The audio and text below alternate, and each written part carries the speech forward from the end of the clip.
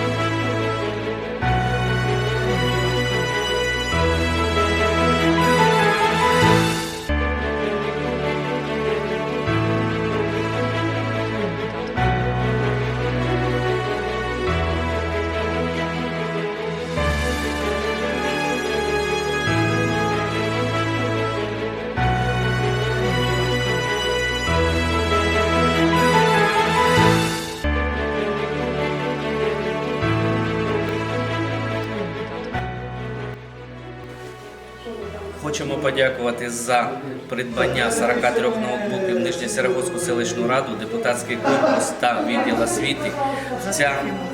За співфінансування держави. Ця комп'ютерна техніка покращить інформаційне життя наших вчителів та наших учнів.